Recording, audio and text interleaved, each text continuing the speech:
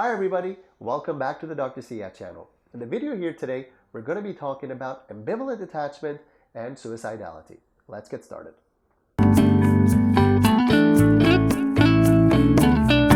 Alright, so what's the relationship between ambivalent attachment and suicidality? Now, before we start, I just want to say one thing. If you are experiencing any problems with suicidality or any suicidal or suicide-related behaviors or self-harming in any way, please don't replace this video with anything but anything.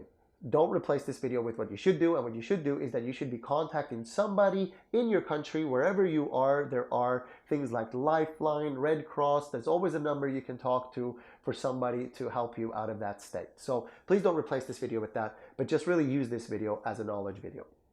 All right, so what's the relationship between ambivalent attachment and suicide? Now, ambivalent attachment, people with who are ambivalently attached, often will experience that they, by themselves, cannot deal with their own emotional problems, meaning they often feel really overwhelmed. Now, if there's nobody there to help them with that sense of overwhelm, suicidal behaviors, suicidal thoughts, and self-harming behaviors start kicking in. People who have an ambivalent attachment are very interpersonally engaged. So what it means is what is happening for other people around them really causes them a lot of distress. Now, they can often not manage that distress themselves, and when that overwhelm builds up, when that anxiety, if you will, builds up, and that stress builds up, ideas around their own nothingness, their own uselessness, their own invisibility, their own not enoughness builds up, and ideas around suicidality start kicking in. By and large, often for a person with ambivalent attachment, if you're looking for suicidality, look for whether they are overwhelmed or not, and whether people around them are not able to help them with that overwhelm, and that's when ideas around suicidality will kick in. How is that different to secure attachment? Well, a securely attached person, when they are overwhelmed, they will have something within themselves that says that they can help themselves. They can regulate themselves. They can manage by themselves. They can also extend for help and reach out for help without having any ideas around being a burden to anybody or causing a problem for anybody, which often does happen with ambivalent attachment.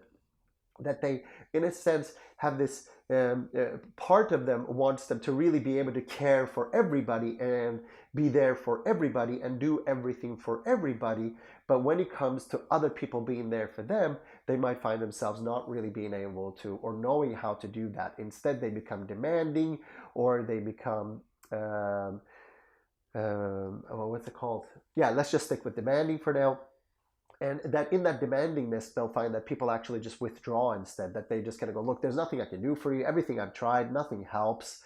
So that kind of overwhelm that they feel both interpersonally and within themselves doesn't really get resolved in relationships. And there are very few relationships that ambivalent attached people are in where people can actually help them sufficiently, if you will.